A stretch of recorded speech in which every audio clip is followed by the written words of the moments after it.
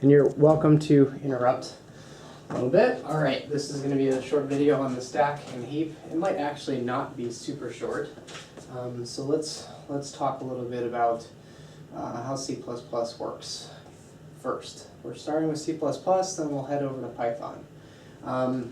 C++ and Java work very similarly. So when I declare a variable in C++,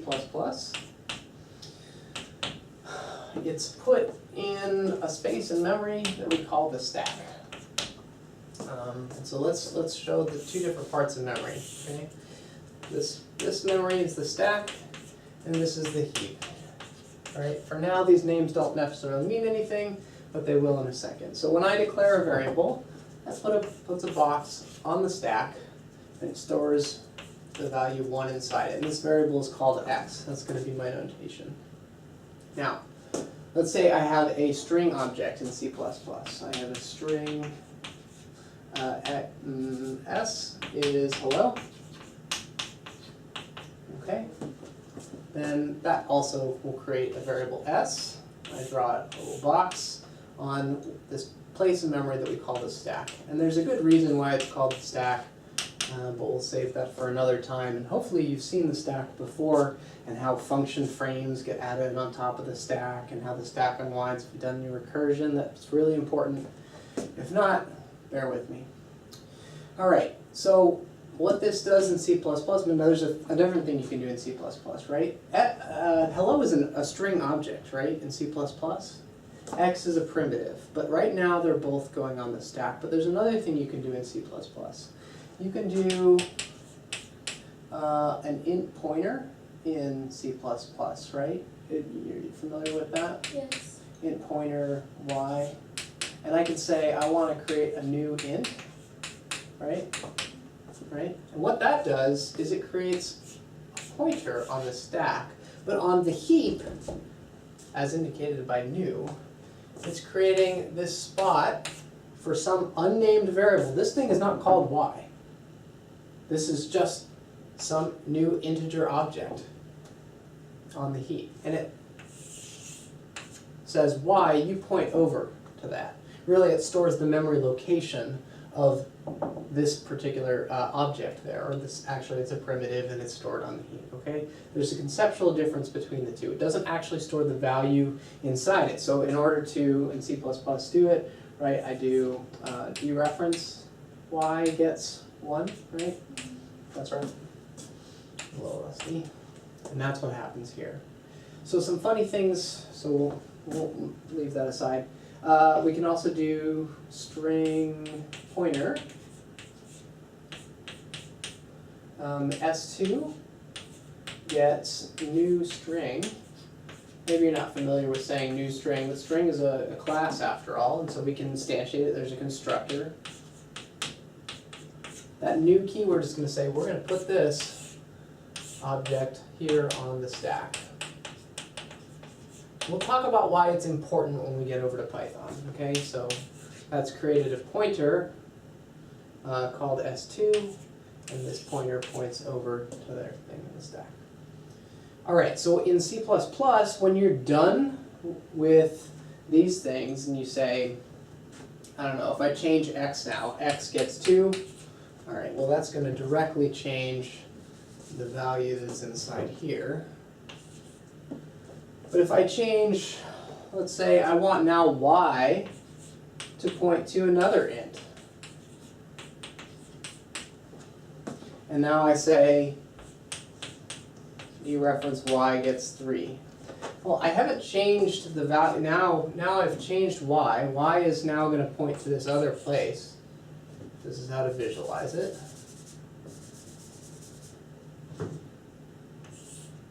And we've said now the thing that y points to gets the value 3. Following the picture so far? This thing is stuck out here in C++, right? This is going to live on the heap in your memory because you didn't delete it. You forgot to delete it. That was an important thing that we probably should have put in our code, is that after we created this new int, actually probably, well, we would have wanted to arrange things differently. Maybe we want to delete it first and then create the new int, right? All right, so that's all C++. Let's not worry about the implications. The point being is that in C++, You can have a variable that's a primitive, like an integer or a double or a character, and the variable itself lives on the heap. You can also have it so that the variable, the value itself, lives on the stack. You can have it live on the stack, or you can have it live on the heap. Same thing with objects. You can have the object live on the stack, or you can have the object live on the heap. The difference between the two is not so important right now, but hopefully you saw it when you were taking C++. Let's look at how Python works.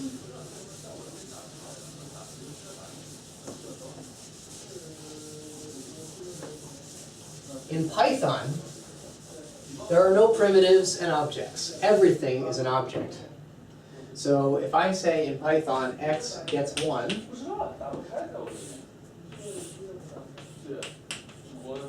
this always creates, basically it's a reference, or something like a pointer, on the stack, and on the heap is the object that holds 1 inside it. Okay? There's no way that we can change that. We can never put this 1 inside the x here.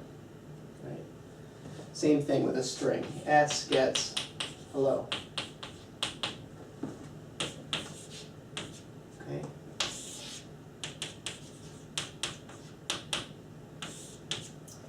Now, there's a funny thing when it comes to references that you might remember from C++, or it's a funny thing with pointers. Okay, so let's do something.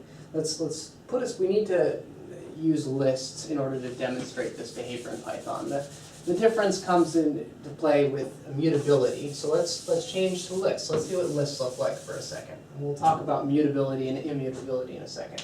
Let's say x is the list. Let's just say it contains a single value 1. We could put comma 2, 3, 4, 5. It doesn't matter how many elements it has, right? So what this does is, we've got a list object, has 1 inside it. Fine. Now we've got 2 things we can do with this. Lists are mutable, so we can say x element 0 gets 2. If that's what we want to do, that changes what's inside our list. There's another thing we can do with lists, though. Let's say we didn't want to do that. Let's undo that. We can say x gets a new list. X gets 2. What's going to happen in this case is it's going to create a new list object. It's going to put 2 inside it. It's going to change over the reference.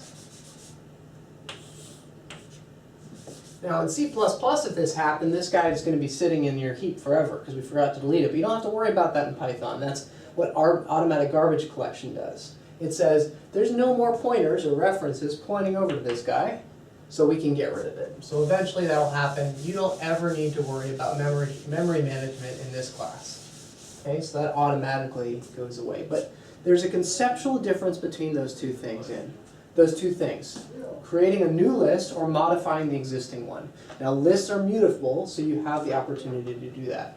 Let's take a look at some code and see why this mutability concept is important. Here's where we're really getting to the funny business. Int x gets 1, int y gets x, x gets 2, print y. Okay, what do you expect the result to be? 1. Okay, so let's see how that works in Python, okay? X points over to 1 initially. Y gets x, so y points to x. That doesn't create a new object, right? We didn't put a literal on the right here. It says whatever x is, we're going to point to it with y. That's how it works in Python. Everything is a reference and object. So that's how it works. X gets 2. Now what's going to happen here? Is it going to change this 1 to a 2? Or is it going to create a new object?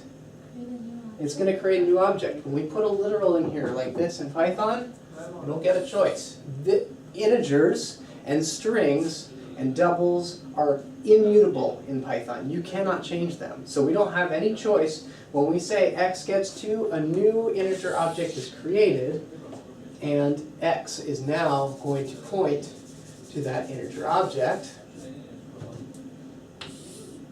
Okay? So when we print out y is still pointing over to 1. Right? What would have happened if we could have changed x, right? What if we said, when we said x gets 2, what if that didn't?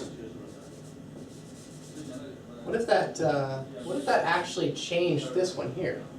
We'd get a different result. When we printed out y, we would have, when we said x gets 2, and if this had happened, this doesn't happen in Python, if we had said x gets 2, and we printed out y, we would have gotten a different value for y. So it's really important to understand how things are working. And the fact that x gets 2 creates a new object, it does not modify the old one, because integer objects in Python are immutable. Let's see what happens when we do a list, though. We do run into this funny stuff. If we say, oh, I shouldn't have had the int here all along. It should not have shown an int because that was Python code. My bad. All right. Was that confusing? No. Okay. All right. X is 1. Y is x. Let's see what this does. Reference x. Object. It's a list. It's 1. X points over to it. Refers to it. Y gets x means y refers to that same thing. If I type x gets 2, what's going to happen? Is that going to change the list? Does it? We created a new list here. That's different from changing the list. X element 0 gets 2, right? All right, so which one do you want to do first? We'll stick with this one. All right. No, let's go ahead and do the other one first because it's simpler. X gets 2. Right? We've created a new list, and we have said x. You now point over to that. Yeah, even though lists are mutable, we didn't try to change it. We created a new one. That's what the syntax like this means. It means we get a new list too. Okay. And so now if we printed out y, just as we would expect, just as with integers, y is going to be 1, right? It didn't change. But, let's go back. We're just going to change one thing, and it's going to be this line here. X element 0, the 0th element is going to change to 2. Starting from the top, x gets list 1, okay, y gets x, x element 0 gets 2 actually changes this,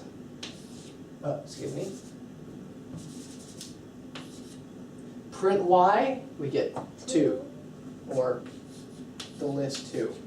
Okay, so the fact that lists are mutable and you have the option of changing them can change the way they behave. You need to remember that we have linked x and y by doing this. They're pointing to the same object. For the most part, primitives and strings, they're going to behave as were intuitive from C++, right? When you're actually able to store everything on the stack, it ends up working very similarly, and that's maybe why they made them immutable, so that you can't change them. In C++, you did still have to worry about this sort of thing when you did pointers, but you didn't have to worry about it as much. I guess also with arrays too, right? Because arrays are pointers in C++. So you had to think about these things, but if you didn't think about them then, you need to start thinking about them now. Whenever you're working with a mutable data type, you need to think about whether you're changing it or whether you're creating a new instance, and if you have any other variables, which are really references, tied over to that same object in memory. Does that clear up? Okay. I think we're done.